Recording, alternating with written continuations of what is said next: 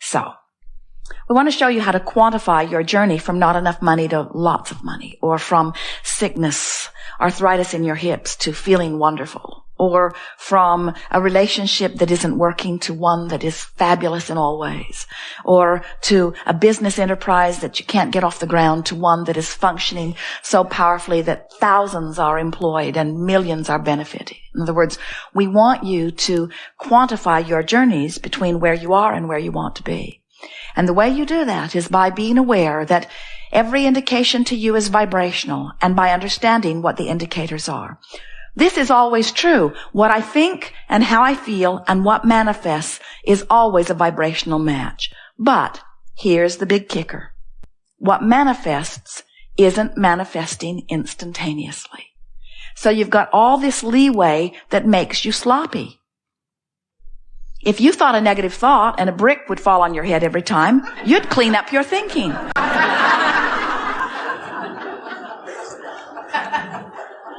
But you're not here to be punished about your thinking. You're here to understand your thinking. You're here to use your thinking, your focus, to create. And it is such a delicious experience to come into conscious awareness that what I'm thinking right now and what I'm feeling about it is setting into motion something in my vibrational future.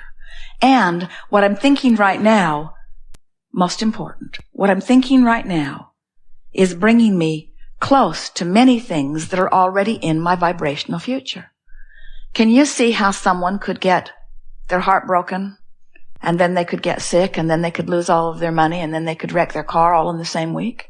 In other words, it's easy to understand how they get focused in that place of despair, and then the only thoughts that they have access to are thoughts like that, and so they just beat the drum of it, beat the drum of it, beat the drum of it. And if they've been doing it for a while, then their vibrational escrow is full of all that kind of stuff, and in a very short period of time, they begin manifesting the results of how they've been feeling, you see. So we don't want you to be afraid of your vibrational escrow. It's full of wonderful things, too.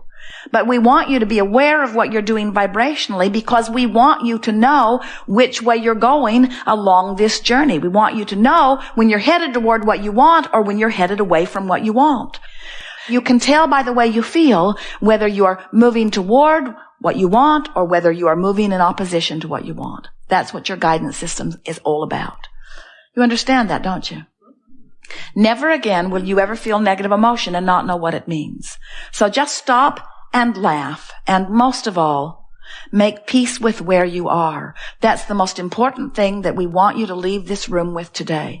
Because if you're here relative to money or relative to abundance of any kind or relative to wellness or relative to relationship, if you're here and you want to be here and you're condemning the fact that you're here, you cannot budge at all toward what you want, because your condemnation of where you are is holding you so much here. It's as if you've got your feet nailed to the floor. You've got to make peace with where you are. And think about it. When you give yourself a break, or when you give somebody else a break, when you try to make it better, when you try to make the best of something, don't you feel relief when you do that? Have you ever made a mistake? And have you ever been in a situation where someone whose opinion you care very much about noticed that you had made the mistake? And then have you ever had the benefit of that person who you care very much about their opinion, who saw you make the mistake? Have you ever seen them laugh and say, "Isn't that the way we all do?" Esther tells people, "The reason I'm so smart is because I've made all of those mistakes. I made them all." And then she offers a joke, like the one-armed alligator wrangler, she says, "We learn as we go." In other words, looking for a way or a reason to diffuse the feeling. And when someone does that in the midst of your feeling uncomfortable about your mistake, what do you feel? You feel relief, don't you? In other words, someone has helped you make peace with where you are.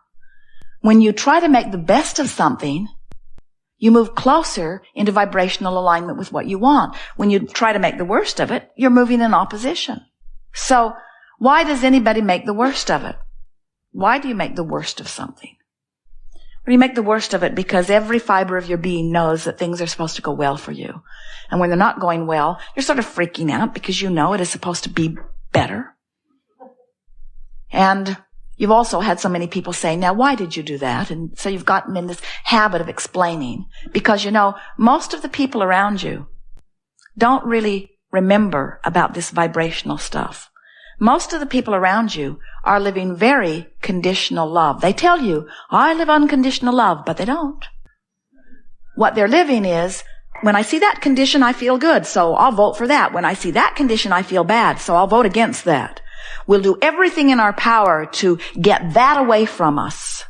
And we say, that's very conditional love. That's saying, change the condition so that I can have a better feeling response to the condition.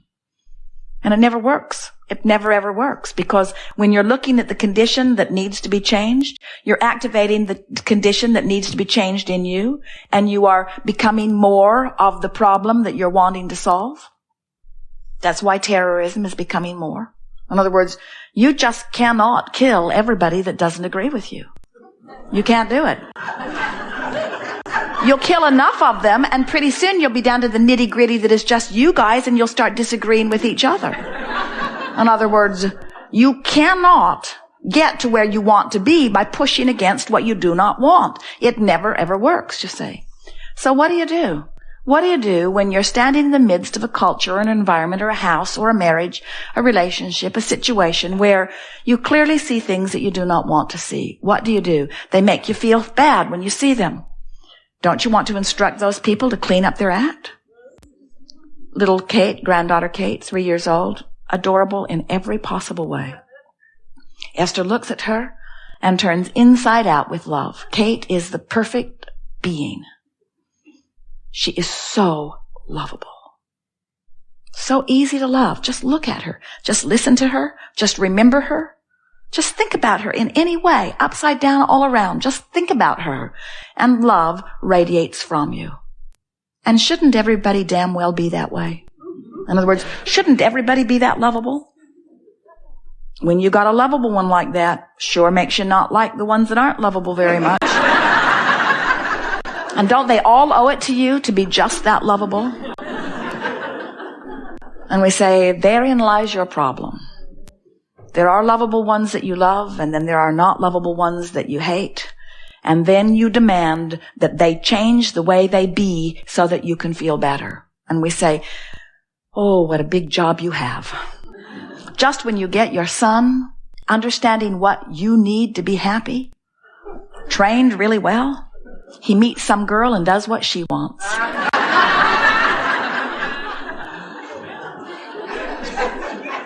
And if your happiness depends upon anybody else performing in any way to please you, it's no wonder you feel out of control, because they're all selfishly oriented too. One of the most humorous things we ever hear is when a very selfish one says to you, don't do that, you selfish one. And what they mean is, don't satisfy your selfishness, satisfy mine. And you just gotta wonder, who gets to decide whose selfishness gets to be satisfied? And we say, Source has decided long ago. Everyone gets to have their selfishness satisfied. Every perspective of self is of paramount importance to Source.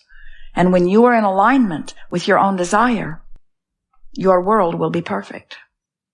When you think about it, if every point of consciousness standing in every situation were preferring something and Source was answering every preference, then wouldn't the whole be better off?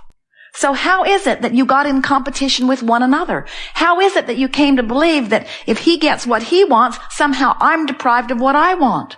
Why do you put yourself in competition for the same prize when the resources are infinite? In fact, the resources expand exponentially to the percentage or the perfection of your desire. When you want it, if this time-space reality has given you the facility to desire it, to identify it, to want it, this time-space reality has the facilities to provide it for you in manifestation. You couldn't want it if it wasn't possible to get it, you see. So when you understand that you are not in competition for any resources at all, you never say, well, I have been well for the last 10 years, 20 years, 30 years. I've been well for as long as I can remember. So I'm going to be sick for the next 10 years and allow some poor sick person to have my share of wellness.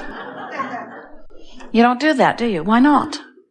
because you don't see the relationship between your receiving of the wellness and their not receiving of it. You don't think you're sucking up the wellness. And yet, relative to abundance or money, you often think that the rich guy's getting more than his fair share. So you want to chop up the pie and distribute it evenly, only to discover that it all ends up back in his pile again really soon. So you divide it all up and spread it all out evenly again. It all ends up over in his pile again very soon. And you say, what's going on? I must not be worthy. And we say, no, you're just beating the drum of not enough money. He's beating the drum, money comes easily to me. He's beating the drum that says, they can't take it away from me as fast as I can earn it. He's beating the drum that says, this is an abundant universe and all good things come to me. And it's fun to figure out how to let it in. And I'm not taking score of my well-being by my money. I'm taking score of my well-being by how good I feel. And this is really fun. I'm really enjoying the money flowing into my experience. It's a poor guy over here saying, you've got all the money. You've got all the money. How come you've got all the money? Why do you think he's got all the money? You get a few billion people complaining that he's got all the money. Sure, he's going to get all the money. In other words, the things you vote most against, you're really voting for the other side. When you vote against somebody, when you push really hard against something that you do not want, you're holding yourself in vibrational discord to something that you do want. In other words, you help the other guy win over and over and over and over in pushing against what you do not want. Well, this has been fun. We are eager to talk with you about anything that is important to you. We want to help you to realize that you are the creator, that you are the vibrational attractor, that you have guidance within you, and we will show you how to move up the emotional scale. Can you separate the pain that you're feeling in your body from the emotion that you're having about it? Is it possible to hurt in your body and feel hopeful? It is. And when you separate the emotion from the physical action state of being, is it possible to be bound in traffic that is not moving at all and be happy? Or when you're bound in traffic that is not moving at all, to just owe it to the world to be frustrated out of your mind? Frustrated out of your mind, practice it often enough, and you will be bound in traffic everywhere you go, even where there usually is not traffic that is binding. The universe will find a way of helping you to rendezvous. You'll brush your teeth just that much longer. You'll take that one more phone call, or you'll forget what you're doing and turn left instead of right, and you'll find yourself right in the middle of what you've been practicing vibrationally. But if you're sitting in traffic and you're enjoying what you're hearing on the radio or on your tape player, if you are sitting in traffic and you're singing with your kids, looking at the flowers out the window, making the best of your moment, making peace with where you are and choosing your vibration rather than letting the conditions choose your vibration. In other words, you're doing your own thinking. You're not just responding to conditions. You're thinking in spite of conditions or along with conditions. Can you feel the difference? When you start thinking, regardless of the conditions will change. But if you only think about the conditions, nothing can change for you. You see it, you comment on it, you see it, you think about it, you see it, you tell others about it, you see it, you remember it, you see it, you comment on it, you see it, you tell others about it, and then it actualizes around you and you say, well, it's true. Shouldn't I tell the truth? And we say there are plenty of truths that make your heart sing and plenty of truths that make you feel sad. Tell the truths that make your heart sing and ignore the rest. Easier said than done, we know, but that is your work. Your work is to care so much about the way you feel that you are not willing to put up with anything that doesn't feel good. Not anything. Not a squeal in your sound system. Not a nagging wife. Nothing. Don't put up with anything that doesn't feel good. Find a way around it. Find a way to make it feel better to you.